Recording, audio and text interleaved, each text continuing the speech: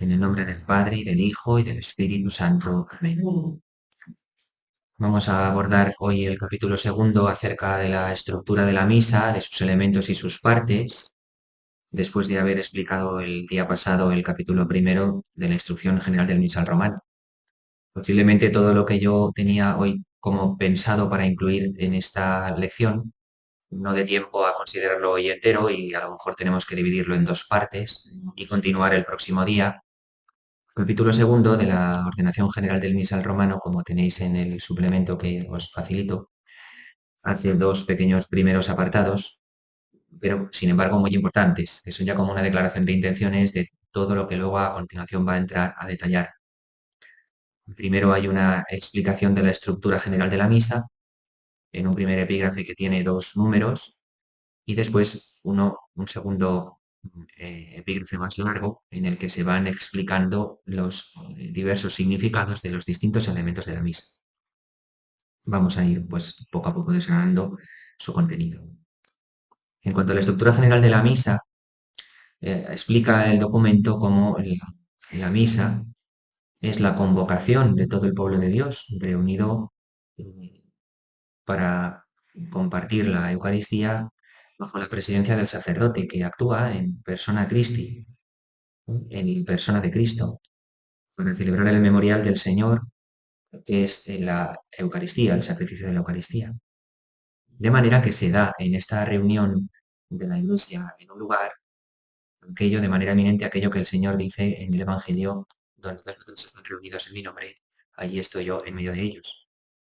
Porque en la celebración de la misa, como ya hemos explicado durante todo el año pasado, se perpetúa el sacrificio de la cruz. El Señor está realmente presente en la asamblea que es congregada en su nombre. Está presente en la persona del ministro, que actúa en la persona de Cristo.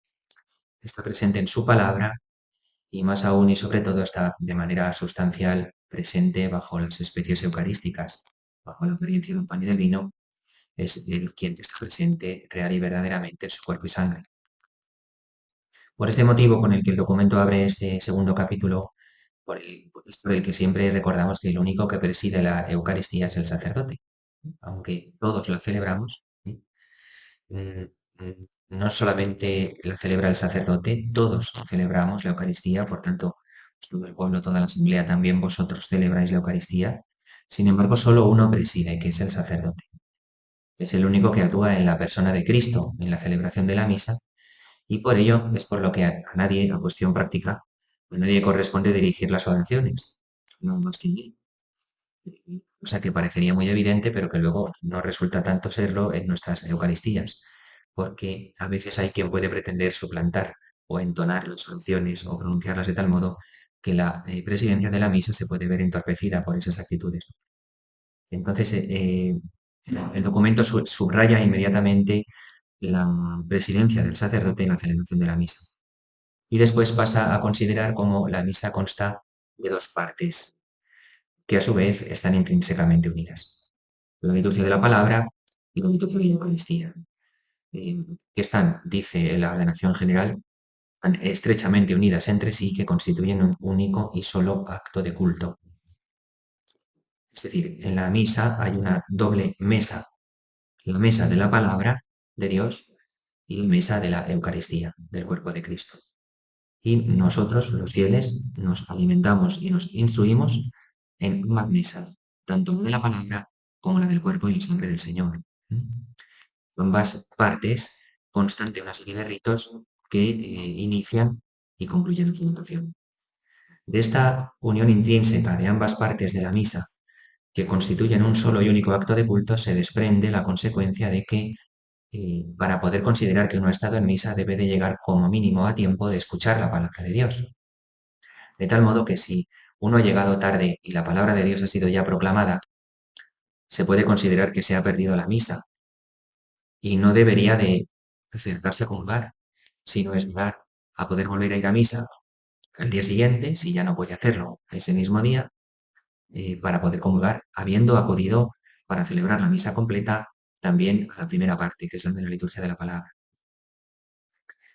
Porque esto también es una consecuencia práctica que también a veces pues, puede ocurrir en nuestras Eucaristías. En el segundo apartado del capítulo, los diversos elementos de la misa, pues hoy vamos a comenzar a hacer algunas explicaciones y también a sacar sus consecuencias prácticas de cosas que yo con bastante frecuencia pues suelo recordar.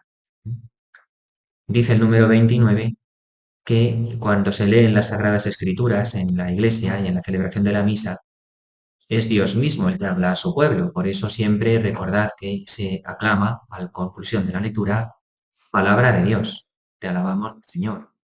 Es Cristo el que está presente en su palabra, anunciando el Evangelio. Por eso, estas lecturas de la palabra de Dios, que son un elemento de máxima importancia en la liturgia, hay que escucharlas siempre con total veneración y con toda la atención que podamos prestar. Aunque la palabra de Dios en la lectura de la Sagrada Escritura se dirija a todos los hombres de todos los tiempos, ¿no? Y todos la puedan comprender y la puedan entender. Y sin embargo, para que sea de un modo más fácil llevar a cabo esta comprensión y para que sea más eficaz esa comprensión de la palabra de Dios, la Iglesia dispone que después de concluir la proclamación de la palabra, con la homilía que pronuncia el sacerdote, se lleve a cabo una explicación más viva del contenido de los textos. Por ello es por lo que la homilía pues debe centrarse en la palabra de Dios que se ha proclamado y no emplearla en hablar de otras cosas, sino centrarse en los textos sagrados de la Biblia que se han proclamado. Después, en cuanto a las oraciones y otras partes que corresponden solo al sacerdote, porque como todos sabemos hay determinadas oraciones y partes de la misa que corresponden solo al sacerdote, otras que corresponden solo a la asamblea y otras que corresponden tanto al sacerdote como a la asamblea. Las oraciones y partes que corresponden solo al sacerdote, dice la ordenación general del misal romano, que entre ellas lo que ocupa el lugar más destacado es la plegaria eucarística, que es la cumbre de toda celebración. Esta es la plegaria que se pronuncia una vez concluido el prefacio y después de haber sido ya proclamado por todos el santo, ¿no? La oración del santo, eh, cuando se va a consagrar el pan y el vino y va a tener lugar el momento culminante que es el de la consagración. Y dirige el sacerdote al Padre en persona de Cristo, en nombre de todo el pueblo, la plegaria para pedir a Dios Padre por la salvación de todo el pueblo. Bien, pues esta plegaria eucarística es la cumbre de toda la celebración, es el momento más importante. Y dentro de él, especialmente, el momento de la consagración. Después hay otras oraciones, como sabemos, la oración colecta, que es la oración que el sacerdote pronuncia inmediatamente antes de que se proclamen las lecturas. Una vez pronunciada, todos nos sentamos y vamos a escuchar las lecturas. Después hay otra oración que también el sacerdote pronuncia sobre las ofrendas, una vez que se han presentado los dones de pan y vino. Y hay una última oración que también pronuncia solo el sacerdote cuando ya todos hemos recibido la Sagrada Comunión, ya llegando hacia la conclusión de la misa. Estas oraciones las reza únicamente el sacerdote, precisamente por el motivo que mencionábamos al inicio. Son oraciones que el sacerdote que preside la asamblea en representación de Cristo dirige al Padre en nombre de todo el pueblo y por tanto en nombre de todos los que estáis presentes en la celebración. Por ello se denominan oraciones presidenciales. Solamente las pronuncia el sacerdote y por ello nadie más las reza en voz alta junto con él. A él mismo, al sacerdote solo, está también reservada la postura de los brazos abiertos durante el rezo de estas oraciones que solo él hace en voz alta, dirigiéndolas al Padre, actuando en persona de Cristo en nombre de todos. Por esa función, porque él es el que actúa en persona Christi. Por tanto, no conviene, no es adecuado y está erróneamente hecho cuando hay quienes tienen la costumbre de abrir los brazos en la misa, ya sea en estas oraciones o en otras, como el Padre Nuestro, en los que tampoco hay que hacerlo. También le corresponde al sacerdote que ejerce el ministerio de presidente de la asamblea hacer algunas moniciones previas que también la liturgia pues permite o concede que puedan hacerse dentro del rito de la celebración de la misa. Donde está permitido o donde está señalado, el sacerdote puede adaptar estas moniciones o explicaciones o introducciones hasta cierto punto para hacer más entendible la celebración de la misa a la gente que está participando. Si queremos, pues en una asamblea en que hay una cantidad de niños, por ejemplo, en un determinado momento, explicar que ahora con atención nos sentamos y hay que escuchar porque se va a proclamar la palabra de Dios.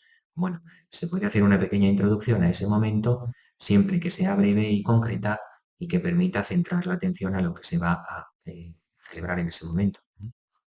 Eso también está permitido y le corresponde al sacerdote. Es el que debe conservar siempre el sentido de estas moniciones, las que se proponen en el misal, y expresarlas en pocas palabras. A veces escuchamos en alguna celebración moniciones que pueden resultar tan largas como una lectura, o incluso a veces, cuando hay lecturas breves, más largas que una lectura. Y no debe ser. También al sacerdote, porque es el responsable de custodiar la buena celebración y práctica de la liturgia, le corresponde, dice la instrucción, moderar la palabra de Dios. Moderar la palabra de Dios y dar la bendición final. Pues la bendición final, todos entendemos a lo que se refiere. ¿Qué quiere decir moderar la palabra de Dios? Pues a él le corresponde, al sacerdote, la responsabilidad de explicar cómo hay que proclamar la palabra. Debe de estar atento a que se proclame la palabra correctamente y le corresponde a él instruir a los fieles en este servicio. Además, si así lo ve conveniente, pues introducir esas municiones breves y concretas a la palabra de Dios. Bien puede, si lo ve conveniente, el sacerdote introducir a los fieles con palabras muy breves a la misa del día, en el momento en el que comienza la misa, con una pequeña munición de entrada, después del saludo inicial y antes del rito de pedir perdón. En la liturgia de la palabra, antes de las lecturas, como decía, incluso se podrían hacer moniciones siempre que fuesen breves para la plegaria eucarística o incluso antes del prefacio, pero nunca dentro de la plegaria eucarística. No conviene interrumpir una parte, lo que sea, de la misa para introducir dentro una explicación que queramos hacer de propia cosecha. Eso no es lícito y de algún modo interrumpiría la oración de la Iglesia. Y igualmente también puede, al concluir toda la acción sagrada de la misa, pues hacer unas palabras de despedida. Por tanto, las municiones deben ser concretas, breves y que centren la atención en lo que se va en ese momento a hacer en la misa y ayuden a entenderlo. Si no, es mejor no hacerlas. Y desde luego, cuantos menos bien mejor, porque si introdujésemos una munición a cada uno de todos estos momentos en una sola misa, quizá resultaría algo excesivamente largo y cansado, que también distraería a la asamblea. Bien, todas estas partes presidenciales, en el sentido de que es el sacerdote el que las pronuncia, exigen, dice la ordenación del misal, que se pronuncien con voz alta y con voz clara, y que todos las escuchen con atención. Por tanto, dice el misal, mientras el sacerdote las dice, no se tengan cantos ni oraciones, y callen el órgano y cualquier otro instrumento musical. Y esto podemos añadir, y callen también todos los fieles, porque nadie más las puede pronunciar. Como sabemos, hay costumbre a veces rezar a la vez que el sacerdote determinadas oraciones que solo a él le está reservado pronunciar, porque ya él las está pronunciando en nombre tuyo. Él te representa a ti en ese momento y tú no necesitas rezarlo con él, ni tampoco debes hacerlo. Por ejemplo, hay una gran costumbre muy generalizada en mucha gente desde hace muchísimo tiempo de pronunciar a la vez que el sacerdote las palabras de la consagración. Eso no se puede hacer porque el único que actúa en persona de Cristo y el único que tiene esa potestad para consagrarle es el sacerdote que la ha recibido por la ordenación sacerdotal y la imposición de manos. Por ejemplo, la doxología final de la plegaria, por Cristo, con Él y en Él, a ti Dios Padre Omnipotente, también es una oración o una aclamación reservada solo al sacerdote. Nadie más debe pronunciarla junto con Él. Y en esto, durante muchísimo tiempo, al menos en España, en la liturgia, ha habido una gran costumbre de aclamarlo toda la asamblea a la vez hasta que por fin poco a poco, hace ya unos años, se pudo ir ordenando esto y ya no se escucha tanto, pero aún así hoy todavía hay gente que sigue empeñada en rezar con el sacerdote las oraciones que solo le corresponden a él. Hemos de entender que el sacerdote no está ahí a título personal, está ahí concurriendo a la Eucaristía como cada uno de nosotros, como fiel del pueblo de Dios, pero está ahí en representación de todos nosotros y por tanto, cuando Él en persona de Cristo pronuncia las oraciones, sé que ya lo está haciendo por mí. no necesito hacerlo yo. Y, en efecto, continúa la ordenación explicando que como presidente el sacerdote pronuncia las oraciones en nombre de la Iglesia y de la comunidad congregada, la cual, por tanto, debe guardar silencio, porque ella la está representando el sacerdote. Mientras que algunas veces lo hace solamente en su nombre para poder cumplir su ministerio con mayor atención, con mayor piedad, pues de tal manera que esas oraciones, en esos momentos en los que él lo hace para poder cumplir su ministerio con mayor atención a lo que está celebrando, pues el sacerdote la reza en secreto. Y son oraciones que él reza sin desplegar los labios, en silencio, internamente, en determinados momentos de la misa, como cuando va a proclamar el Evangelio y reza una oración inclinándose ante el altar antes de acudir a proclamar el Evangelio, o como cuando purifica sus manos en el momento del lavatorio antes de sentar las ofrendas, o también en el momento justo antes de comulgar al sacerdote. Hay las oraciones secretas que él pronuncia en silencio que le ayudan a centrar la atención y celebrar con más piedad el misterio. Pero aquellas otras que pronuncia en voz alta en nombre de todo el pueblo, debe pronunciarlas solamente él. Otras fórmulas que ocurren en la celebración, y aquí lo vamos a dejar por hoy para no alargarnos excesivamente, tienen carácter comunitario, que están en el número 34, así como los diálogos que se producen entre el sacerdote y los fieles que se han congregado.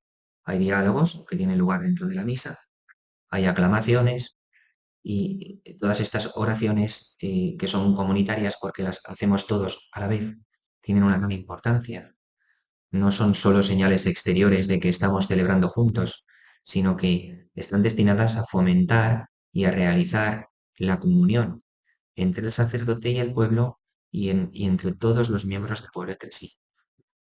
Por este motivo, por el que es necesario aprender y hacer un esfuerzo personal cada uno de pronunciar estas oraciones, respuestas y aclamaciones de manera unida, en comunión, como yo tantas veces suelo recordar, con conciencia de asamblea, porque estas oraciones no están ahí para que manifestemos que estamos celebrando misa juntos, sino para fomentar nuestra comunión.